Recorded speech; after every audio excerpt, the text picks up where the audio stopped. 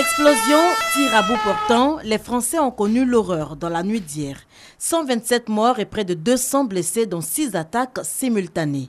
Les abords du Stade de France, la salle de spectacle Le Bataclan, un restaurant rue Bichat, la rue de Charonne, l'avenue de la République, touchés en même temps. La France est en alerte. L'état d'urgence a été décrété. Écoles, musées, marchés, théâtres et autres lieux publics sont tous fermés ce samedi. À l'Élysée, un conseil de défense a été convoqué par le président Hollande. François Hollande qui parle d'un acte de guerre. Le pays est dans la peine. Et j'ai pris un décret pour proclamer le deuil national pour 3 jours. La France, parce qu'elle a été agressée lâchement, honteusement, violemment, la France sera impitoyable. Les attentats ont été revendiqués par l'organisation État islamique. Y a-t-il encore des terroristes dans Paris? La question reste posée. Perquisitions et investigations se poursuivent. Aux frontières, le contrôle est renforcé.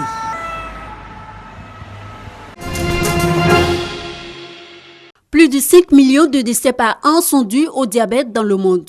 Selon la Fédération internationale du diabète, FID, dans 20 ans, ce sont 592 millions de personnes qui seront touchées par le diabète.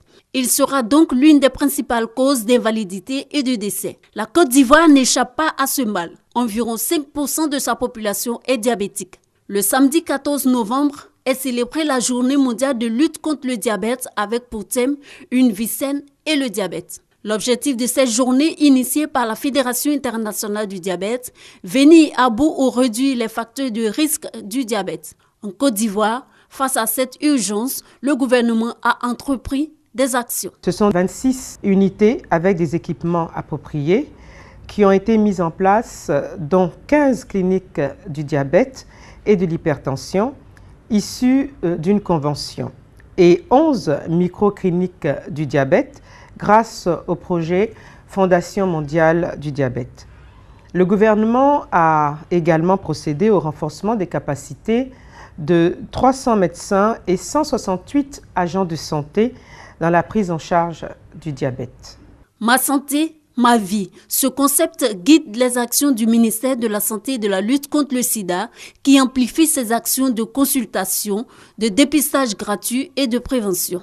La prévention s'impose à nous car si nous n'agissons pas aujourd'hui, les chiffres actuels risquent de doubler à l'horizon 2035 avec tout son corollaire de complications et le risque même d'impacter de façon négative sur le développement de notre pays. Le diabète reste une maladie qui se soigne mais qui ne se guérit pas. Pour le prévenir, il faut entre autres pratiquer le sport, éviter la sédentarité, l'excès de sel, du sucre et se faire dépister.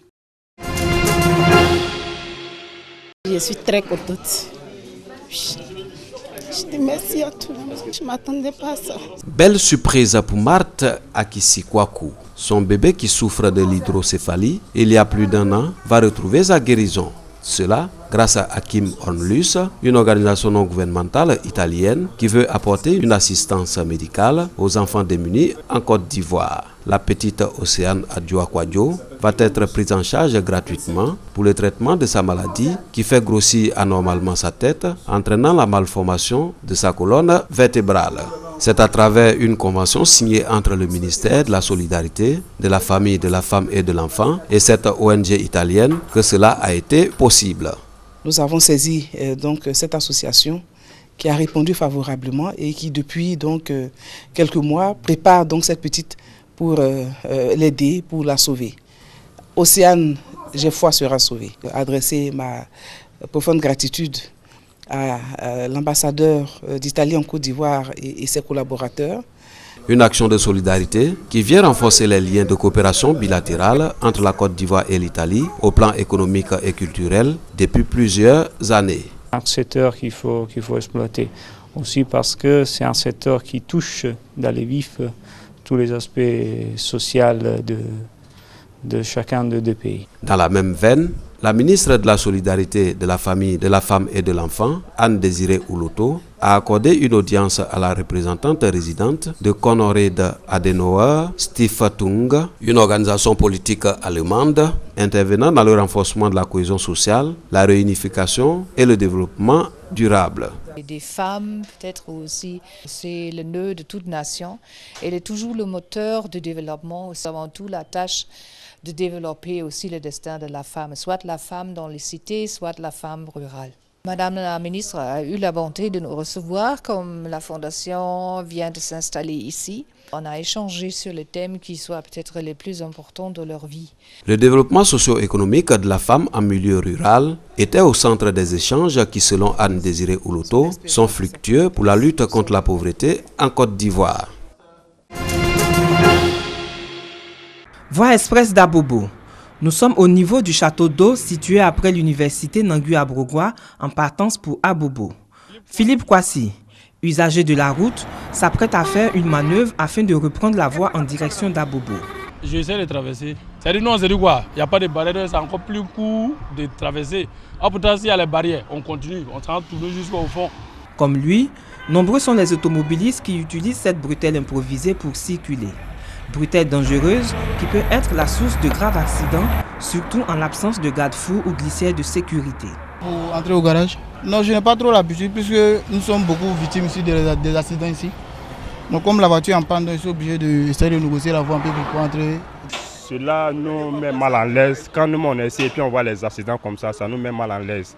Bon, puisqu'il n'y a pas les bétons qui sont sur la route au milieu là. Les gens viennent pour aller tourner au carrefour là, voilà. Et ils voient que ça, c'est pour les perdre le temps. Ils profitent pour tourner ici.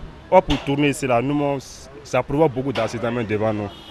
Jusqu'à présent, on ne sait pas comment on va faire même pour chercher une solution même pour barrer la route là. Donc on cherchait même des gens même pour venir voir comment on peut trouver une solution pour mettre des barrières.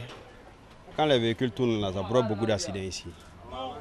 L'agence de gestion des routes, AGEROUTE, approchée, a marqué sa préoccupation relative à ce sujet et rassure les populations sur des mesures à court terme. Nous sommes au courant de cette situation. Nous-mêmes, nous avons relevé l'absence de ces glissières de sécurité. Ce qui est en train d'être fait sur la voie de Yopougon, la voie express de Yopougon, nous allons récupérer certains éléments de cette séparation qui sont intacts, que nous allons redéployer sur ce point critique précis pour que vraiment ces actes d'insécurité, ces faits d'insécurité soient complètement remédiés. Vivement que ces mesures soient mises en œuvre pour éviter encore d'autres drames. Échangeur de la Riviera 2, un minicar en épave pratiquement coupé en deux. Il est 10h30. Ce matin, quand voulant faire un dépassement, le véhicule est heurté par un camion Ben. Scène insoutenable. Aucune perte en vie humaine, mais 20 blessés graves, dont des enfants. On a vu un bus garé de la Sotra qui était en panne. Et que du coup, on a vu un Gbaga et puis un gros camion qui venait. Le chauffeur du Gbaga a remarqué que le bus était en panne. Il voulait passer devant le gros camion. En voulant dévier le bus, le gros camion l'a percuté. Aussitôt contacté par la patrouille de gendarmerie sur place, la police et le groupement des sapeurs-pompiers militaires arrivent sur les lieux pour évacuer les blessés. La première équipe qui est arrivée, un engin d'incendie, une ambulance, a constaté que c'était un carambolage qui impliquait un autobus de la Sotra, un camion Ben et un camion de transport communal appelé Gbaka.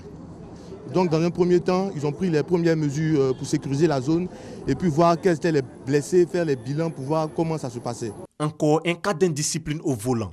Le commandant Boni Nemba interpelle les usagers de la route. Vous avez vu, ce n'est pas un beau spectacle. Il faut faire attention ensuite aux heures de pointe, aller prudemment en agglomération. Les vitesses sont connues par les conducteurs. Il faut respecter les priorités pour éviter de tels accidents. Autre facteur de l'accident, ce bus en panne, stationné selon des témoins depuis la veille. Tous les blessés ont été évacués vers les centres hospitaliers de Trècheville et de Yopougon pour une prise en charge immédiate.